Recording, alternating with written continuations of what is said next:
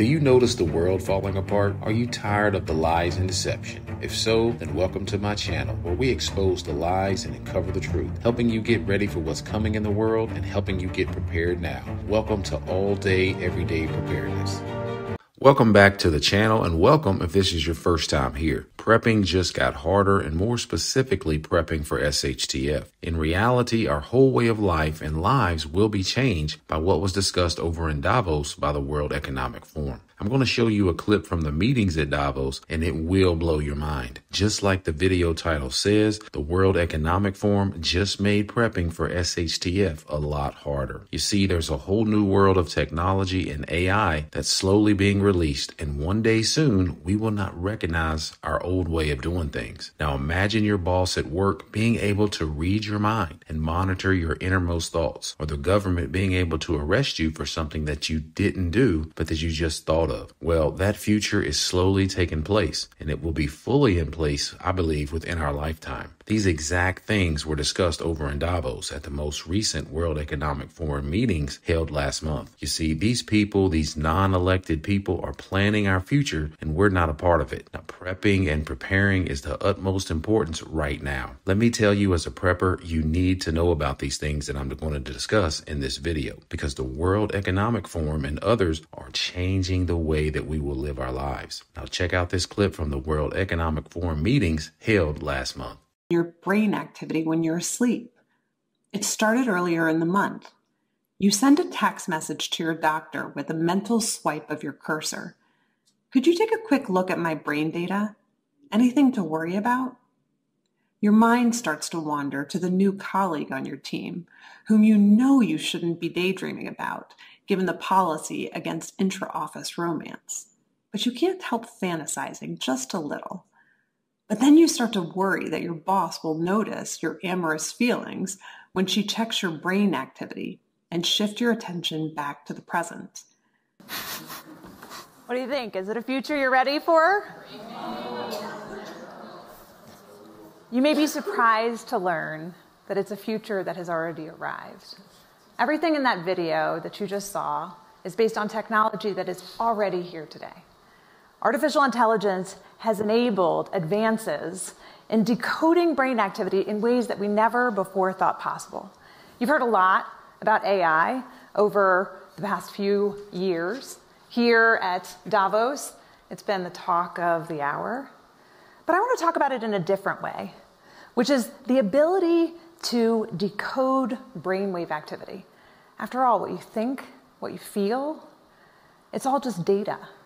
Data that in large patterns can be decoded using artificial intelligence. But already, using consumer wearable devices, these are headbands, hats that have sensors that can pick up your brainwave activity, earbuds, headphones, tiny tattoos that you can wear behind your ear. We can pick up emotional states like, are you happy or sad or angry? We can pick up and decode faces that you're seeing in your mind. Simple shapes, numbers, your PIN number to your bank account. In fact, the coming future, and I mean near-term future, is these devices being the primary way in which we interact with all of the rest of our technology.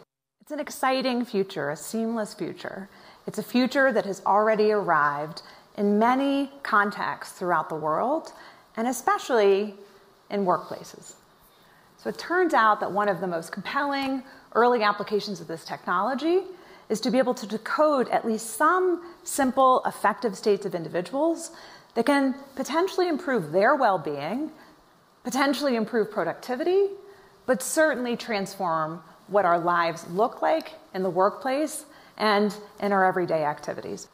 But it turns out that that kind of technology in the workplace, particularly when it's used to monitor productivity of employees, where they're moving throughout the factory floor, whether or not they're taking breaks or unscheduled breaks, is the kind of thing that employees resist, unionize against, rise up against, and undermines morale. What we've seen consistently is companies from Amazon to Tesco to Walmart and others have introduced what is considered to be bossware or surveillance technology that employees really don't like it, even if it makes their lives better. Okay, well, if you don't like your job, just quit. But what if there's nowhere to go? What if everywhere has ubiquitous monitoring? In fact, during the pandemic, what we found was that 80% of companies admitted that they use at least some forms of so-called bossware technology to monitor the productivity of their employees. These are ear pods that are launching later this year. These ear pods, much like the video you watched earlier, are ear pods that can pick up brainwave activity and tell whether or not a person is paying attention or their mind is wandering. Okay, well, you might think, fine, but even if we can tell whether a person is paying attention or their mind is wandering, you can't tell what they're paying attention to. You would be wrong. It turns out that you can not only tell whether a person is paying attention or their mind is wandering, but you can discriminate between the kinds of things that they're paying attention to. Is there any possibility, one of the things that's interesting, is there any possibility that this technology could work while not actually touching your skin? Right? Like right now you have to make a choice to put on a headset or a hat or something in your ears. Is it possible that the WEF could have it in the ceiling? No, not for brainwave technology, but it is possible to disrupt brainwaves remotely. I think in 1 year, we will be largely where we are now, but with much better form factor technology. So many companies are launching these earbuds and headphones this year that have sensors that are built in. One of the things that has limited the widespread adoption of the technology until now has been that you have to wear something like across your forehead. Most of us aren't going to do that. But when it's the same device that you're using to take calls from and also to listen to music from that also is picking up brainwave activity, it's integrated into your everyday life. Because of that, the decoding will largely be in the same place a year from now, but as healthy people in a widespread way start to have their brainwave data collected, the insights that we can gain through pattern recognition will exponentially increase and pretty quickly. So 5 years from now, what we can actually decode will be massively increased from where we are today, simply because we'll have a much greater data set from which we can actually create those correlations.